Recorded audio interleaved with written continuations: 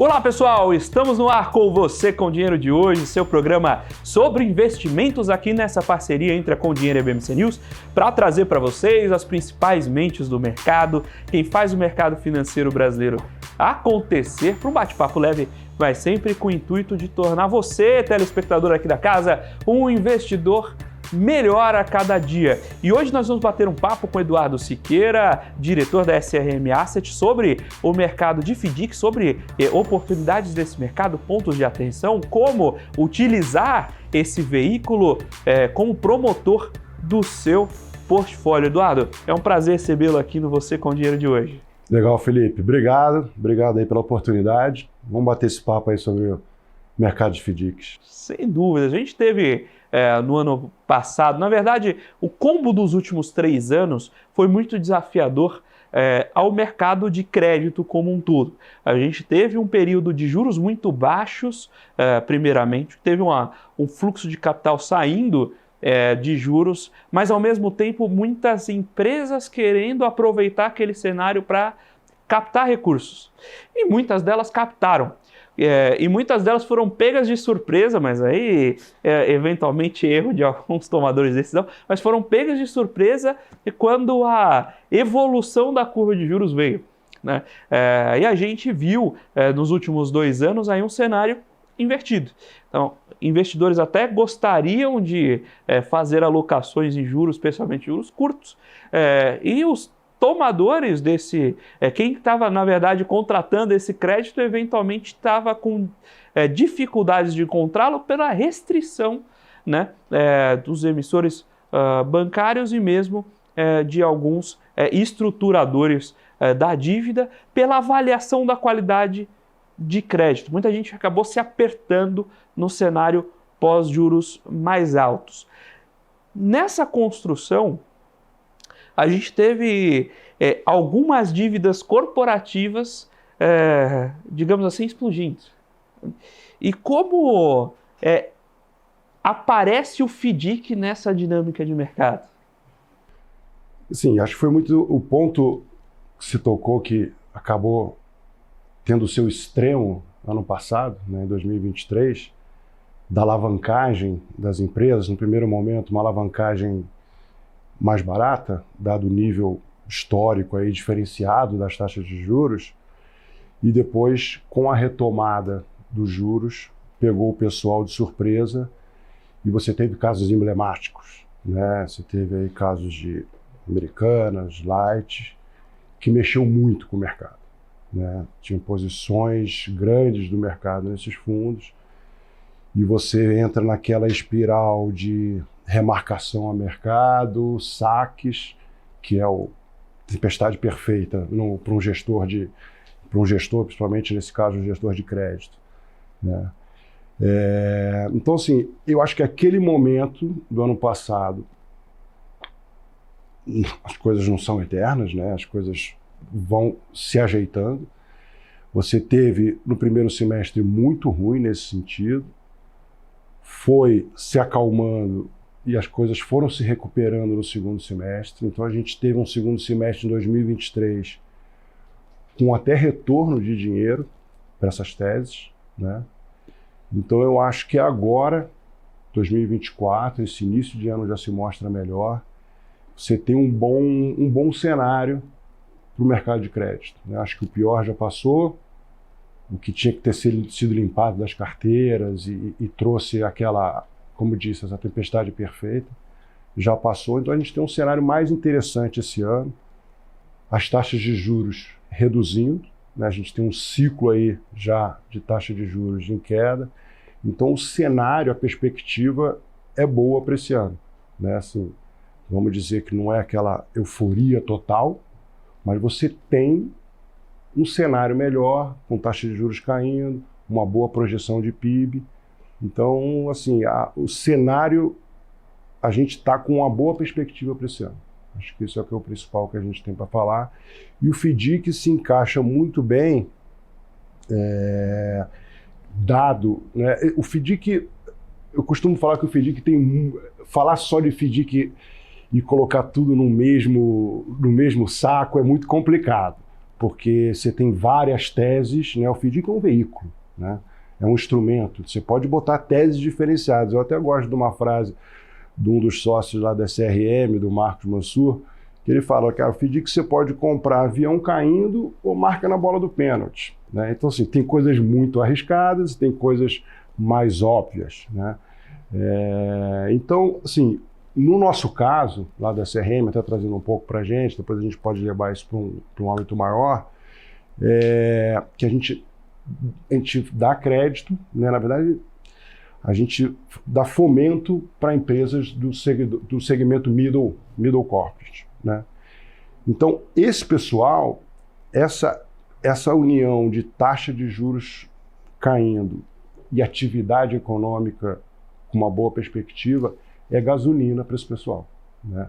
E o que vai acontecer? Eles vão produzir mais, vender mais, vai ter uma necessidade de financiamento e capital de giro maior, e é aí que os FDICs entram, financiando esse segmento.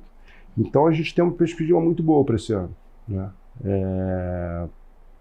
Estamos investindo bastante, né? Tentando crescer na parte de originação, que é uma parte muito importante para o nosso segmento, o multicedente, multisacado, essa questão da originação é muito sensível, né? Você ter uma originação de qualidade, você está junto ali das empresas, né? Trazendo esses recebíveis, fomentando esse pessoal. Então a gente tem uma perspectiva boa, uma perspectiva muito boa para esse ano. E nessa perspectiva, a gente teve uma mudança de cenário no ano passado, que é a possibilidade de um investidor de varejo começar a olhar para FDICs. Mas você, olhando a complexidade do produto por dentro, você acha que esse é um movimento natural? Você acha que vai ter varejo indo para FDIC? Como é que você vê o potencial das diversas classes de passivos para esse veículo que é o FDIC? Legal. Respondendo assim de bate-pronto, você acha que tem potencial? Sim. Mas agora vamos chegar nesse sim. Fazer até porque, como você comentou, o FDIC é um veículo. Isso acontece com muitas coisas no Brasil. Quando o mercado está se desenvolvendo, a gente chama fundo quantitativo como se fosse uma coisa só, né? Mais de metade do mercado americano é fundo passivo essencialmente quantitativo. Mas aqui a gente coloca um Zaratustra, que é um fundo de HFT ou um fundo fatorial, no mesmo balaio. Depois a gente vai se arrumando. E FDIC é a mesma coisa. De um FDIC de antecipação de recebíveis para um cedente específico até um multicedente muito sacado, tem muito chão aqui no meio. Né? Sim, isso aí. Então, eu acho que o primeiro ponto é o cultural, né? Como você falou. E a gente já viu isso em outras teses, né? Eu gosto de fazer um paralelo com o fundo imobiliário. Não que eles sejam similares, mas em termos desse aculturamento, né? Anos atrás, quando foram lançados os fundos imobiliários, muita gente ficava reticente, né? Algumas pessoas até tinham imóveis, né? O próprio imóvel, não, eu prefiro ter aqui meu apartamento e alugar. E depois eles foram vendo as vantagens, né? O que o fundo imobiliário trazia de vantagem em termos de investimento. E a tese se difundiu, né? Se difundiu bastante. Hoje você tem milhões de investidores de fundo imobiliário. Então, teve esse aculturamento. Eu acho que é um outro ponto muito importante também, que é um ponto básico na tese de investimento, que é a diversificação, né? Então, lá atrás, o investidor tinha o multimercado, tinha ações, tinha alguma coisa de cambial. Pô, e esse quesito aqui imobiliário ainda não tenho na minha carteira. Vamos diversificar? Então, cai muito bem na tese. E aí você teve esse paralelo da cultura, das pessoas ir conhecendo uma coisa nova. No caso do fundo imobiliário, era realmente novo, né? O FDIC já é uma coisa que já tem uma existência maior aqui. Mas essa chegada no varejo é como se fosse novo, né? Então, eu acho que tem muito potencial nessa parte de diversificação, né? Você está trazendo um risco novo, né, para a sua carteira, uma coisa que você ainda não tem. Então, acho que encaixa muito bem. E aí, sim, eu acho que é um trabalho dos gestores, de quem está nesse mercado, de levar, né, essa cultura, passar a informação. Eu acho que é muito importante, de novo, voltando como você acabou de tocar de novo no assunto, FDIC cabe muita coisa, né? Então, você tem ótimas teses de ótimos produtos, você tem consignado, você tem o legal claims, né, que são os ativos judiciais, você tem o multicedente multissacado, ou então o monocedente. Então você tem bastante tese ali. Eu acho que é realmente o investidor parar, olhar, né, ter o interesse de ver o que tem ali embaixo, ter o interesse de ver quem é o gestor, né? Fundo, né? Você está comprando a cabeça do gestor, né? Você está comprando a tese do gestor. Então, esse negócio da gente conseguir passar essa informação, trazer essa cultura e mostrar que o FDIC tem várias teses, né? Tem coisas mais apimentadas, tem coisas mais tranquilas, mas eu vejo o potencial. Eu acho que não é da noite para o dia. A gente, na SRM, conseguimos ali adaptar um fundo nosso, que é o FDIC Êxodos, para o varejo já. Então ele já pode receber investimentos do varejo. Não temos pressa quanto aos acordos, às conversas com os players de mercado que detêm essa base de varejo, que são as plataformas. Eu acho que isso a gente está construindo com calma. Como eu falei de novo, não é um processo automático da noite por isso vai acontecer, tem trabalho para ser feito e a gente está super empolgado, cara. A gente está super empolgado, acho que vai abrir essa janela, vai vir esse tipo de investidor e só vai contribuir para o mercado, né? E hoje, você comentou justamente esse relacionamento com as plataformas, é algo a ser construído ainda. Hoje, quem é o principal comprador do FDIC? Os investidores institucionais. Investidores institucionais são assets, né, seja fundos de crédito ou fundos multimercado, são os family offices, seja multi ou single family offices, fundação, tá? Fundação também. Fundação, eu vejo que ela tem uma predileção maior para produtos de securitização, né? Talvez você não seja um FDIC, mas seja uma debênture financeira que você fez uma securitização ali, que acaba sendo um FDIC também, né, em termos do que compra e das teses, mas basicamente institucionais, né? O nosso passivo hoje é basicamente 100% institucional. Uma coisa muito pequena ali de investidor profissional, né? Então, eu acho que a grande parte do mercado hoje está todo com esses investidores, né? Mas você olha muito para family office. Dentre os institucionais, é a classe que mais demanda? Tem, eu diria, family offices e assets. A gente tem uma boa demanda também de fundos de crédito, né? Eu acho que tem uma parcela ali dos fundos de crédito que vis-à-vis a remuneração do crédito corporativo, a relação risco-retorno ali com o FDIC tem um pouco mais de spread em alguns momentos, assim, vamos dizer historicamente. Então cabe ali, nessa tese deles de papéis corporativos, uma parcela ali para dar uma apimentada, para dar um pouco mais de yield. Então a gente tem bastante também, bastante asset e bastante family office também. E como é que é a diferença desses dois públicos na hora de seleção? Como é que é a diferença no relacionamento de vocês com esses dois públicos? Assim, eu acho que é bem parecido hoje em dia, porque o family office é um profissionalismo... Pensa como ele tem uma cabeça do gestor ali, né? Tudo bem que talvez o passivo dele seja diferente, até em termos, né, assets são muito mais pulverizados, né? Mas tá todo mundo ali, acho que uma cabeça muito de entender o business, né, de entender o negócio que a gente faz, né? E é o que a gente gosta muito de fazer, é isso, cara. Vem aqui conhecer, vem conhecer a nossa estrutura, vem conhecer a nossa tese. A nossa tese é uma coisa, bem singular, né, bem diferenciada. Existem vários multicedentes, multissacados no mercado, mas o que a gente construiu em 20 anos, isso que é legal falar também, são 20 anos, né? Então é uma tese muito consolidada, muito estabelecida, então a gente gosta que as pessoas venham aqui e falem, ó, isso aqui que a gente faz. E aí, quando eles se sentem confortáveis, né, entender o negócio, aí o relacionamento é outro. Mas os dois são bastante, assim, digo que os mais criteriosos, vamos dizer assim, do mercado. E nessa linha de entender a tese, né? Especialmente quando uma asset ou quando o multifamily office compra o investimento, ele tem a cabeça do gestor, mas ele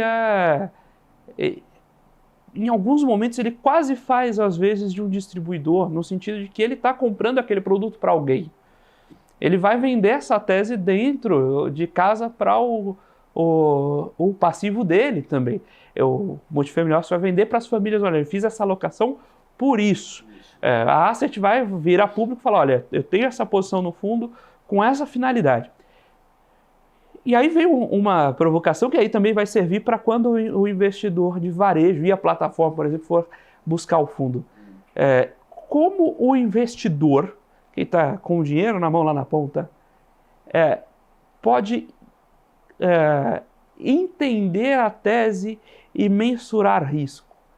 Porque quando a gente fala de crédito privado corporativo, boa parte da tradução do risco para o cliente na ponta está na empresa, na placa da empresa. E não estou falando só Brasil, quando você olha bonde corporativo, você recebe lá do banker, do private, invista aqui na debenture da Goodyear. O que ele está falando para você? Ele está vendendo a placa da Goodyear. E quando a gente fala de FDIC, ou rating, isso aqui é um AAA Standard & Poor's. O FDIC tem rating, é um caminho. Sim. Mas até para a agência de rating, às vezes, compreender o que é a composição ali é um jogo diferente. Como é que é essa conversa de risco e de avaliação da qualidade do crédito com o investidor? Como você bem falou, né, ali ele está te oferecendo esse exemplo que você deu da Goodyear, né? Então você conhece ali você tem aquela ideia, né, da solidez ou do rating da Goodyear e tal, mas você está fazendo uma alocação em Goodyear, né? Ou então num outro caso específico, né? O que faz o que a gente passa em termos, né, dessa tese de investimento, dessa relação risco-retorno para o investidor é sobre a pulverização, né, do FDIC multicedente, multissacado. Então a gente, no nosso fundo, temos vários riscos diferentes. Como eu falei, são empresas middle, empresas menores, né?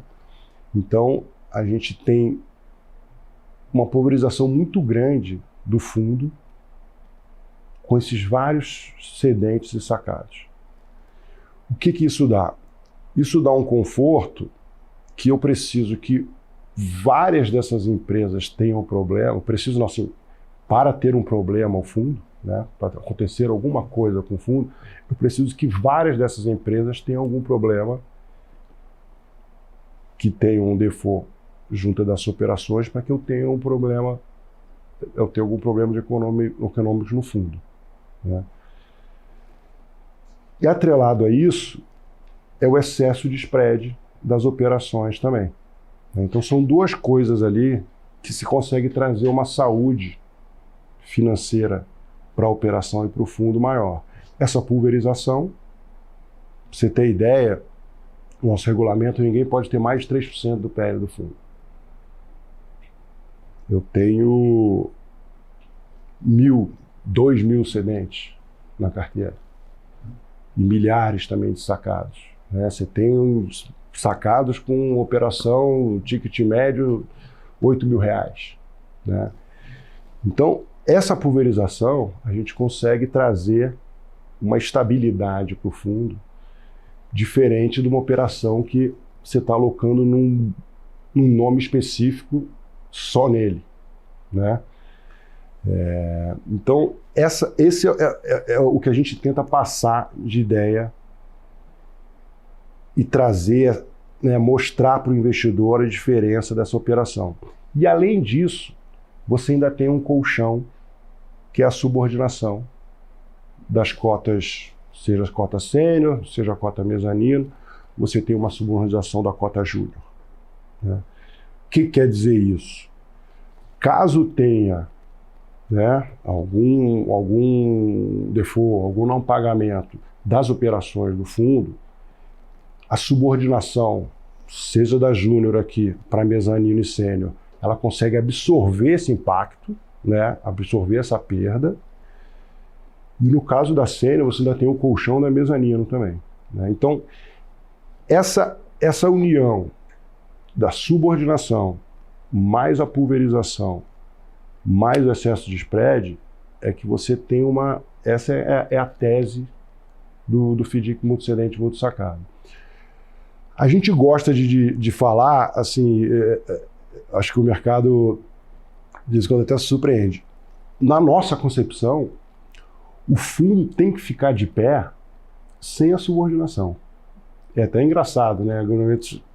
Mas a tese de pulverização e o excesso de spread, ela por si só já tem que ser suficiente para trazer essa saúde financeira do fundo. Você ainda coloca a subordinação, então dá mais você tem mais né, uma camada de proteção no negócio. É muito importante, é muito interessante também o alinhamento de interesse, né, o alinhamento de interesse no caso aqui de todo mundo. Por quê? No nosso caso, na SRM, as cotas júnior são detidas pela SRM, né, pelos sócios da SRM. Então, e são quem faz a gestão ativa. Então a gente está todo dia lá, os sócios estão todo dia na CRM, escolhendo os ativos que entram no fundo. Porque se der algum default, primeiro vai o dinheiro dele. Vai o dinheiro dele.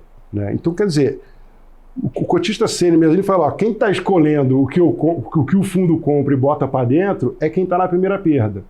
Então, assim, ele tem total interesse que as operações que ele coloca para dentro do fundo sejam operações boas, né? De novo, se vai lá na frente ter algum problema ou não, aí já seria um trabalho de futurologia, mas a gente está fazendo uma gestão colocando as coisas que a gente acredita que são boas para dentro do fundo. Né?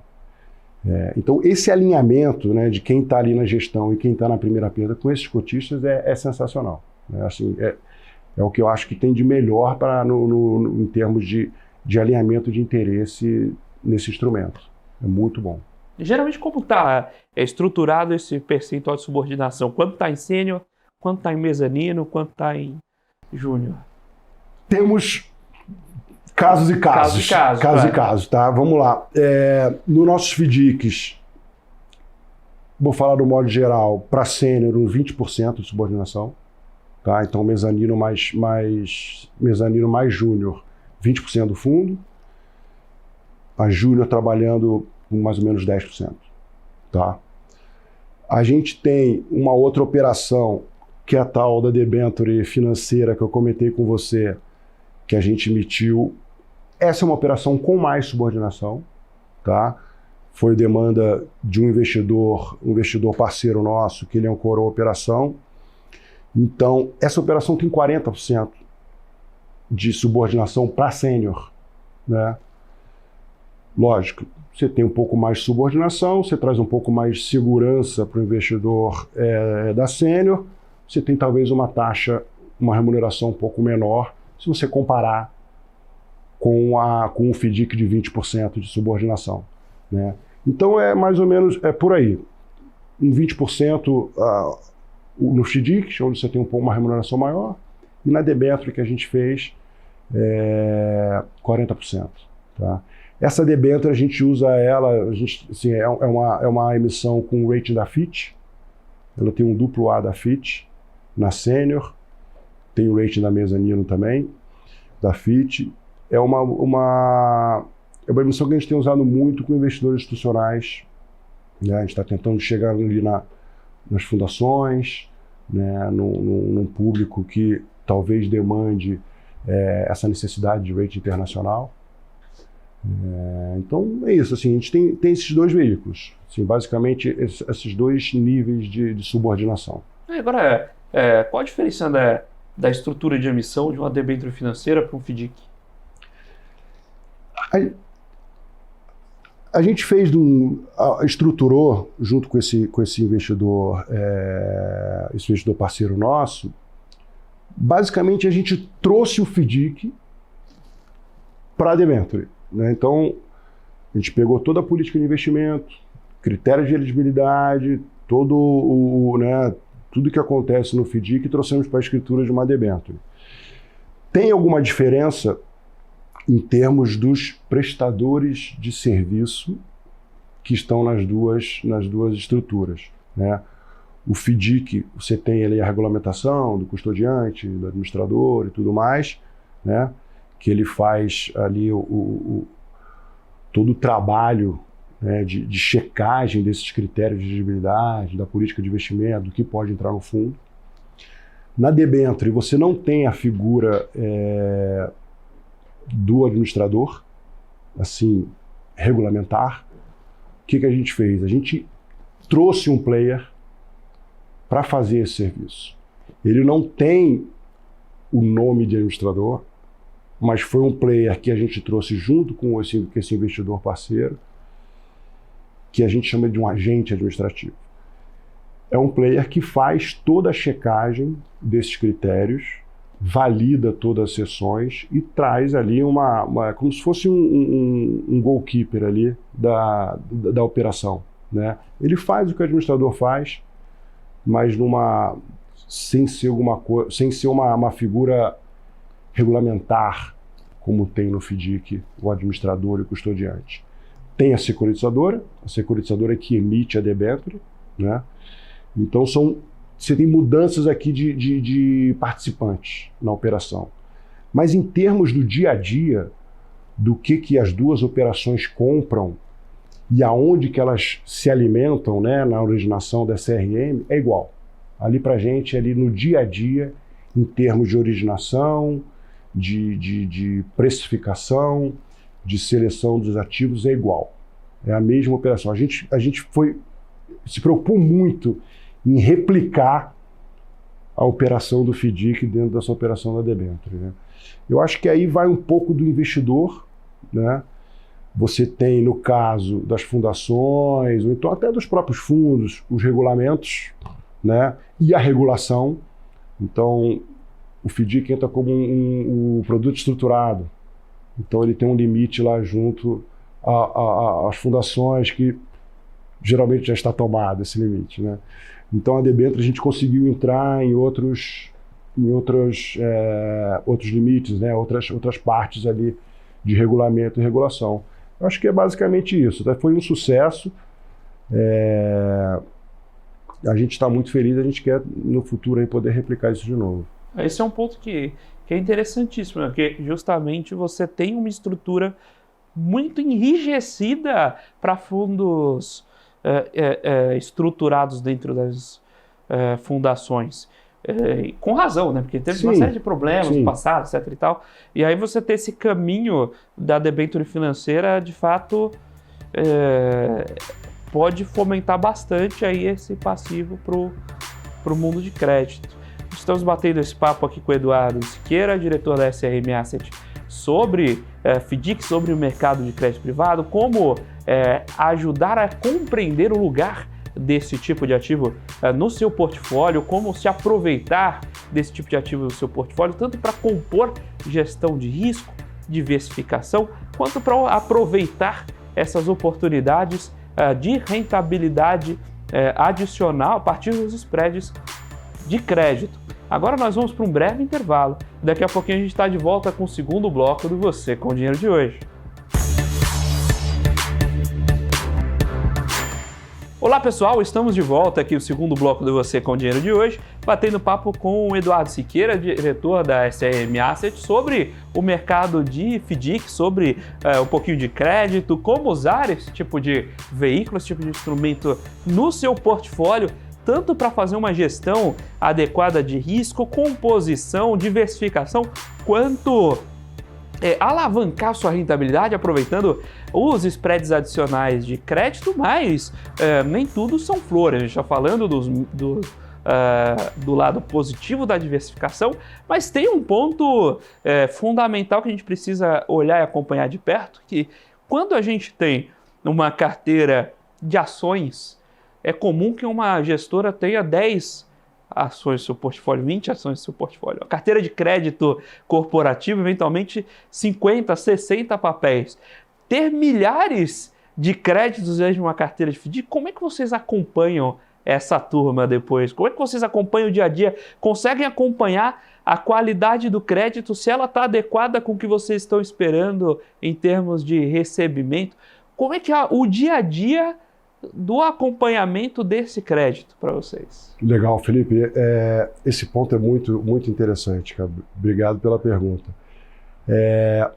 Primeiro, em termos da originação, uma coisa que a gente preza muito importante para a gente, a gente gosta de dizer que a gente tem uma originação old school, vamos dizer assim, né? A moda antiga. Então, a gente tem uma equipe, mais ou menos hoje uns 60, 65 gerentes de contas, espalhados pelo Sul, Sudeste, Centro-Oeste, basicamente capitais interior, né? E eles estão ali junto às empresas, né, visitando as empresas para originar os recebíveis que o fundo compra, né? Então, essa é uma primeira parte, que essa relação ali, né, a gente não tem, a CRM não compra operações de terceiros, a CRM não tem consultor de crédito, a gente sim tem uma equipe comercial própria que origina os ativos para a gente, né, para a CRM. Então a pessoa está lá, visitou a fábrica, visitou a empresa, conheceu o dono, CFO. Então isso traz uma qualidade muito grande para a originação. Uma vez originado, colocado para dentro, né, como você falou, e a gente está tocando no assunto aqui, é uma carteira muito pulverizada. Você tem muitos títulos, muitos cedentes, muitos sacados, né? Mas como é que a gente acompanha isso? A gente acompanha isso, e aí é um misto do que eu te falei da originação old school e agora muita tecnologia, né? Então, a CRM desenvolveu nesses últimos 20 anos um sistema próprio, né? É um sistema proprietário, que a gente veio desenvolvendo ele nessa trajetória, né? Com as nossas demandas, que são basicamente essas demandas, né, da pulverização de acompanhamento. Então esse sistema consegue, né, a gente, através dele, da ajuda da tecnologia, consegue fazer o acompanhamento dessa carteira, tá? Isso que é muito importante. Uma coisa que, assim, a gente tem que ver um pouco a diferença é que, no caso,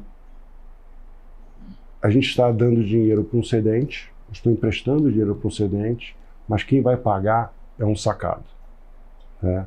Então, assim, a nossa operação a gente está comprando um recebível com uma taxa de desconto, né? Então, para mim, é muito importante, e a nossa tese é muito focada nisso, é o comportamental desse cedente. Muito mais do que um acompanhamento ali na unha do crédito, do financeiro do cedente. Então, esse cedente, o comportamental, a carteira de recebíveis que ele tem, né, a performance histórica dessa carteira de recebíveis que ele tem, né, a gente começa a conhecer os sacados. Então, isso é muito importante para a gente. Isso tudo a gente consegue fazer como?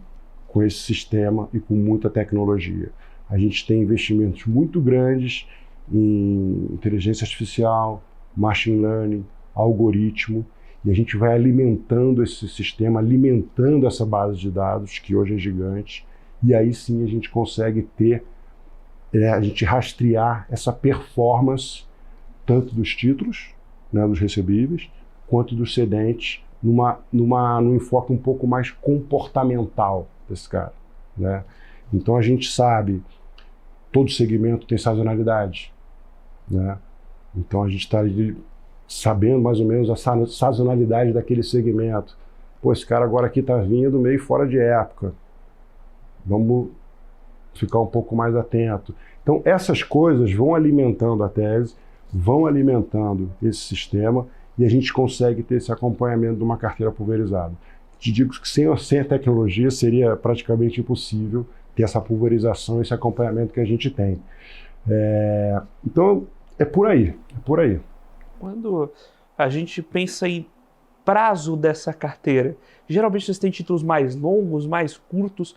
Como é que vocês olham esse indicador de prazo do recebível lá na gestão do FDIC? Esse ponto eu acho que vai muito ligado com o ponto anterior que você falou de acompanhamento, né? A gente não precisa ter acompanhamentos muito longos, né? Tipo projeções de fluxo de caixa de 1, 2, 3 anos. Os nossos títulos têm um prazo médio de 50 dias. É muito diferente. É muito diferente. Então, alguns momentos 45 dias, alguns momentos 55, fica assim, mas se você for falar, é um prazo médio de 50 dias, né? Então, assim, para a gente errar o crédito num prazo tão curto, é muito mais difícil, né? Você tem uma assertividade muito maior. Mas aí você tinha perguntado como é que vocês olham e se tem essa... essencialmente são créditos curtos. São créditos curtos. É o desconto de duplicata, é o desconto de recebível, né? Então, são prazos curtos. Então, como eu falei, é muito mais importante essa relação do cedente, né? Desse comportamental. A gente criou um score né, de crédito, que na verdade é um score comportamental, um score de carteira.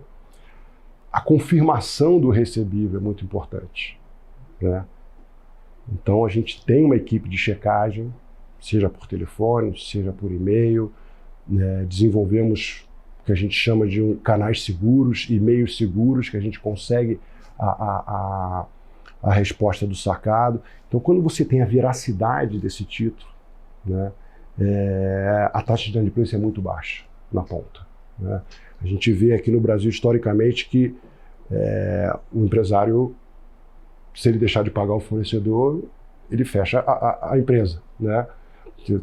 Está te fornecendo. Se você não paga, eu não vou te fornecer mais e você não vai ter mais como trabalhar. Então, a veracidade desse recebível que foi entregue, né, que você tem ali, a inadimplência dele é muito baixa. Então, é por aí que é a tese, né? O comportamental do cedente, a veracidade do recebível, pulverização e esse controle com muita ajuda da tecnologia, muito investimento em tecnologia.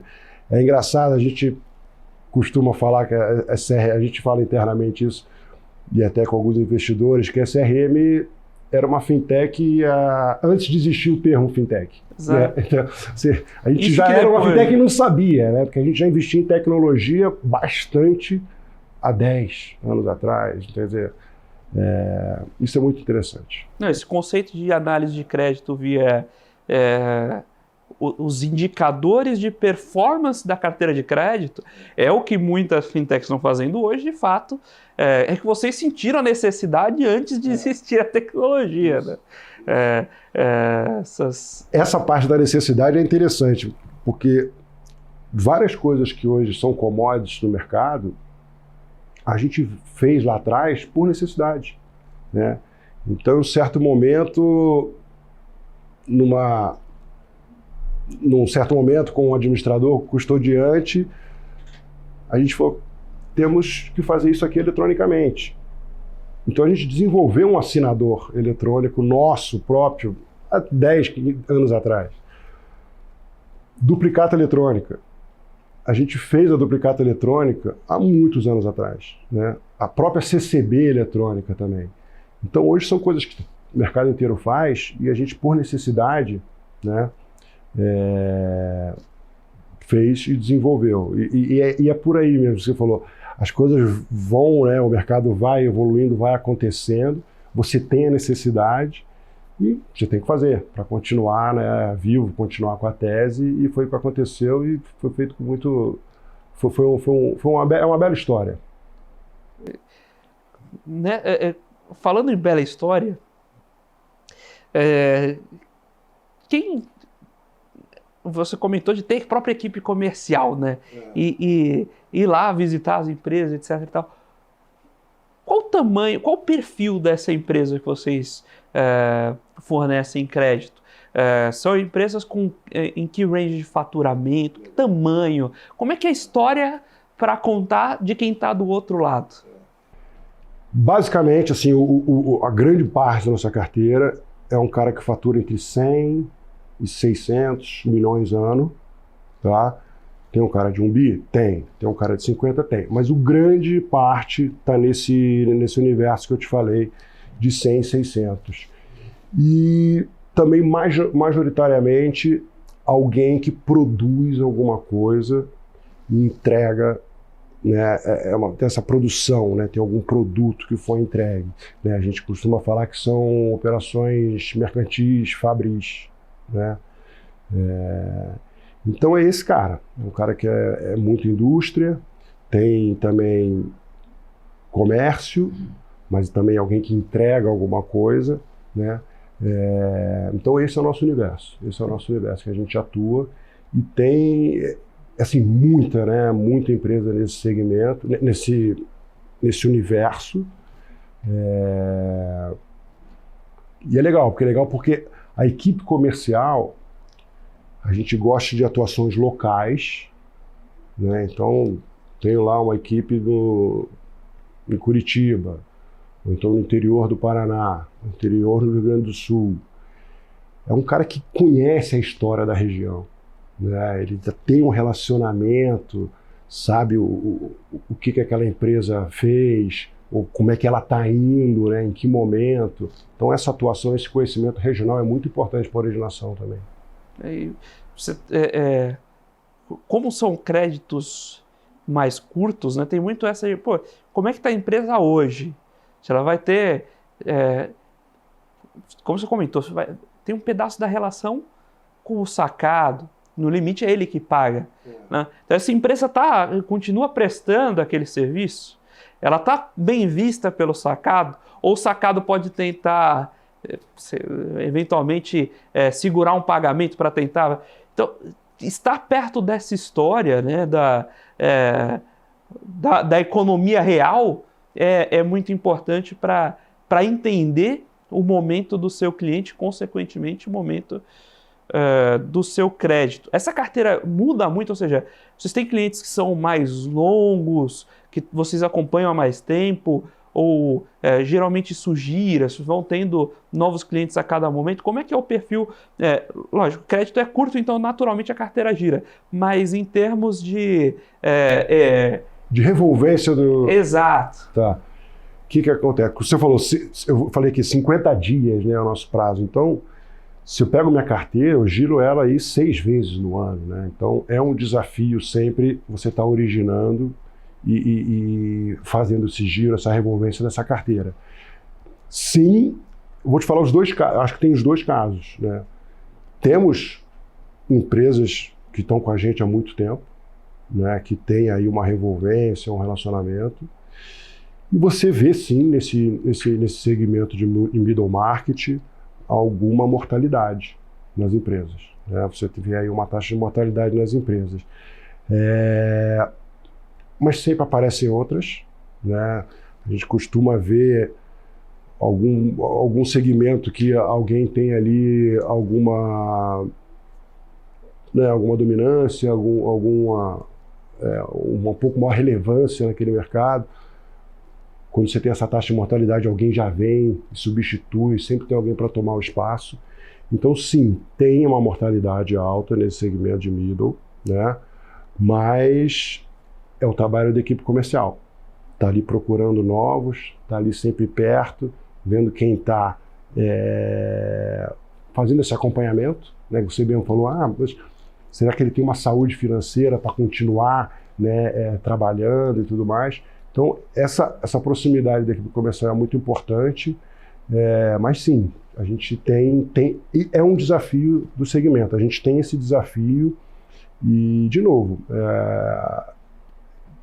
essa equipe comercial e essa capacidade de originar é que traz a qualidade do ativo que a gente coloca para dentro. A gente consegue selecionar, né, os ativos. A gente tem uma pujança de originação, vamos dizer assim, grande, que a gente não fica restrito a ter que fazer aquela ou essa operação, né? Isso dá uma liberdade para a gestão, em termos de seleção de ativo, de precificação, muito boa para a operação. Como existe algum tipo de de novo, são créditos muito curtos. Então, provavelmente você corta o crédito antes de a empresa eventualmente... Se ela começa a apresentar uma situação difícil, você corta o crédito antes de ela, de fato, ir para um default. Mas numa situação de default, você tem algum sistema de execução de garantias? Como é que funciona isso para antecipação de recebíveis? Vocês vão lá, continuam cobrando sacado, eventualmente? Como é que essa dinâmica no caso de um não pagamento ou um atraso? Tem todas as nossas operações, a gente tem coobrigação do cedente, que eu já acho muito importante, né? Então, mas tem todo um processo, né, de atuação aí, de novo, da equipe comercial junto ao cedente, né, ver o que aconteceu. Depois você tem o perfil no Serasa, você tem o protesto em cartório. Tem todo um processo, a gente tem uma equipe jurídica também dentro da CRM que faz todo esse processo de cobrança, né, junto com a equipe comercial. Então, assim, é um processo o que faz a diferença é a formalização, né, de tudo. Então, nesses 20 anos, a gente foi construindo isso. Então, a gente tem hoje governança, processos muito consolidados, que toda operação na CRM é igual, né? Pode ser o que fatura 100 milhões, pode ser o que fatura 1 bi. Vai passar pelo mesmo procedimento e a mesma formalização. Então, esse processo rígido de formalização, e isso traz uma facilidade depois, quando a gente tem alguma coisa no lado da cobrança, no lado dos processos judiciais, e tentar trazer esse dinheiro de volta, né? Então isso é muito importante. Naturalmente, essa proximidade com todo o mercado. Existe caso de cedente sacado se misturarem ali na carteira, vocês terem ele como cedente e como sacado no portfólio? Sim, isso é legal. Aparece o cedente em operação, pode ser o sacado em outra operação, né? E isso a gente analisa como risco global dele dentro da SRM, né? E aí cai naquele limite dos 3%? Cai no limite de 3%, com certeza. Não só nesse limite de 3% dos veículos, como o nosso geral lá dentro também, a gente vê a exposição dele, a gente soma, né, a exposição dele de cedente como sacado. Isso é muito importante. Mas sim, acontece em alguns casos, né? A gente tem lá alguns casos nesse sentido do cara ser cedente e sacado dentro da CRM. E como é que é a disputa lá? Você tem essa equipe comercial que vai buscar a originação. E o pessoal de risco ali fica puxando a orelha, falando, não, mas esse aqui eu não vou liberar não, esse aqui você... Isso é... Como é que o bastidor desse cabo de guerra ali dentro? Isso é muito interessante, né? Esse é o que é o dia a dia ali, a dinâmica, né? Porque a gente acorda todo dia para ter essa dinâmica. Tem sim, né, essa queda de braço, mas tá todo mundo, né, querendo jogar a favor do fundo, a favor da operação, né? Então, a própria equipe comercial, ela tem uma remuneração de performance em cima da performance positiva do título, né? Não é em cima da originação, é em cima do pagamento. Então, ele também tem interesse que seja um ativo de qualidade, né? E o risco também ali puxando. Então, assim, cada um sabe a sua atuação, né, o seu limite, esses respeitos é muito importante. E eu acho que isso traz aí esse desempenho que a gente tem tido na história da CRM, né? Acho que esse ponto de você gerar, eventualmente, a remuneração pela performance do título, não na originação, já faz uma diferença tremenda. Tremenda. A área comercial é muito alinhada com a qualidade do ativo. Isso é muito bom. Isso é muito importante, né? E a gente vê, assim, a equipe comercial, temos gente lá com 10, 15 anos de CRM. Né? Isso é muito legal. E qual o tamanho, qual o tamanho dos fundos, né? Qual o volume de AUM da Asset hoje? Tá, legal. Hoje a gente tem 1 bi de AUM, né? E temos 3 fundos, basicamente, e a debenture, né? Então,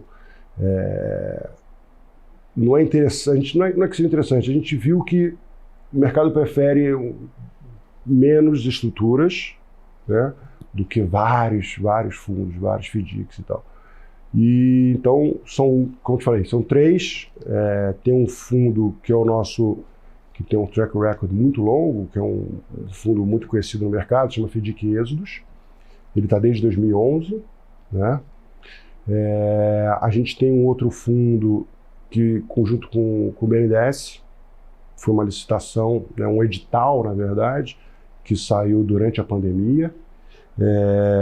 Temos esse fundo, um outro fundo, que é o Êxodos NP, que é um fundo que, pelo nome diz, não padronizado, né? Esse é basicamente dinheiro dos sócios. E a gente tem a estrutura da debenture com um investidor parceiro nosso. Então, são 4 veículos distribuídos nesse 1 bi de AUM. Eduardo, a gente está caminhando para o final, queria agradecer aqui sua participação, seus esclarecimentos, né, compartilhar seu tempo, o seu conhecimento aqui conosco e com a nossa audiência. E, por favor, fique à vontade para deixar os contatos da SRM. Quem quiser acompanhar o trabalho de vocês, eventualmente quiser investir com vocês, por onde pode encontrar, né, o Eduardo e a própria SRM. Legal. Felipe, obrigado a você com o dinheiro pela oportunidade, né? Foi um prazer. E para falar com a gente, pode ser pelo nosso site, né? srmasset.com.br. Se quiserem, pode me passar também diretamente, falar comigo, eduardo.siqueira, Siqueira com S, @srmasset.com. Tá? O e-mail não tem o BR, srmasset.com, eduardo.siqueira.